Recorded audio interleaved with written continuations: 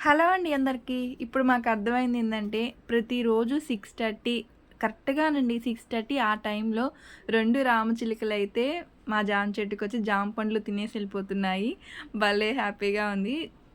ఎన్ని జామ పండ్లంటే మా చెట్లో అసలు అటుపక్క, ఇటుపక్క, కింద మొత్తం పడిపోతూ ఉంటాయండి. చూసారా రామచిలుక నేను మిద్దెకి మరి చాలా జాగ్రత్తగా తీశాను. కాసేపయ్యాక ఎగిరెళ్ళిపోయాయి. ఇంకా నేను మార్నింగ్‌లోగా అయితే ఉప్మా చేస్తున్నానండి. నేను ఇలాగ టమాటా, ఎర్రగడ్డ, అలాగే అల్లము అవన్నీ యేసుకొని గుజ్జుగా అయిన తర్వాత దీంట్లోనే రవ్వేసుకొని మంచిగా వేయించుకుంటాను. మాములు కొంతమంది ఏంటంటే సెపరేట్‌గా రవ్వ వేయించుకున్నాక అప్పుడు దీంట్లో టమాటా, ఎర్రగడ్డల దాంట్లో నీళ్లు పోసేసి అప్పుడు రవ్వ పోసుకుంటారు కదా! ఇలాగా అంటే బాగా వేయించుకోవచ్చు. అలాగే వేయించుకోవచ్చు. ఎలా చేసినా చాలా బావుంటది ఉప్మా.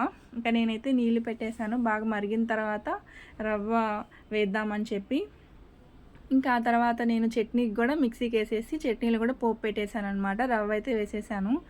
ఇక్కడ రవ్వ బాగా వేయించుకోవాలి. అందరికీ తెలిసిందే, కొత్తేమీ కాదు. మంచిగా వేయించుకుంటే బాగా టేస్ట్ ఉంటుందనమాట.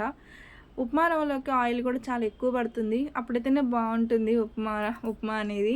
ఇంకా టిఫిన్ అయిన వెంటనే ఫస్ట్ స్కూల్‌కెళ్తున్నారు కాబట్టి పిల్లలకి పెట్టేస్తాం. ఎవరింట్లోనే అంతే, టిఫిన్ అనంగానే ఫస్ట్ పిల్లలు గుర్తొచ్చేస్తారు గదా! ఇంకా పిల్లలకైతే ఫస్ట్ పెట్టేసి వాళ్ళనైతే స్కూల్‌కి వెళ్ళి వాళ్ళు దింపేసి వచ్చాక ఫ్రెష్ అయ్యి నేనైతే పూజ చేస్తున్నాను.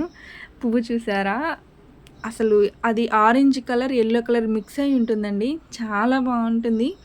మనకేంటంటే సూర్యుడు వచ్చిన తర్వాత అంటే ఎప్పుడైతే ఎండ పడుతుందో అప్పుడే విరబూస్తుందనమాట ఆ ఫ్లవర్ అనేది.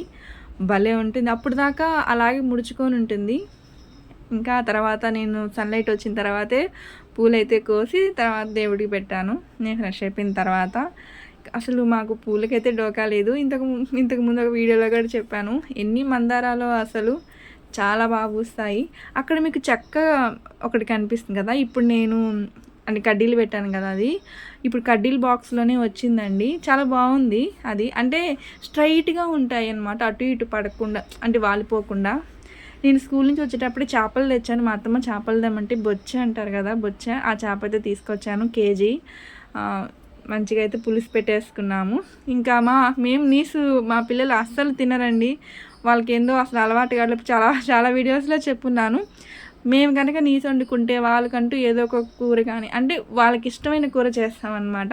వెజిటేబుల్ అన్నం చేశాను. బాక్సుల్లో అయితే సర్దాను. ఇంకా ఆ తర్వాత రసం అయితే మా ఇంట్లో రసం రోజు మామూలే, చాలా వీడియోస్లో కూడా చెప్పున్నాను. రసం అనేది కామన్‌గా ఉంటుంది. రోజు తినడం అలవాటైపోయిందనమాట. కొంచెం ఒక 3 ముద్దలకి వచ్చే కన్నా కొంచెం రసం పోసి పెట్టాను.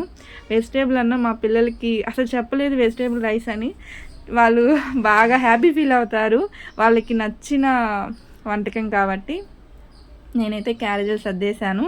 ఇప్పుడైతే క్యారేజ్ బ్యాగుల్లో అయితే పెట్టేస్తున్నాను అనమాట. ఫస్ట్ అయితే మంచిగా విదిలిచ్చేసుకున్నానండి బ్యాగులు. అంటే లోపల చిన్న చిన్న అన్నం మెతుకులు అలా ఉంటే కూడా డైలీ రొటీను. మార్నింగ్ లేవడం, ఇంట్లో పనులు చేసుకోవడం, పిల్లల్ని స్కూల్కి వెళ్ళి వదిలేసి రావడం, టిఫిన్లు ఏదైనా ఉంటే పని చేసుకున్న తర్వాత వంట వండుకోవాలి. ఏదైనా అంటున్నా నేను.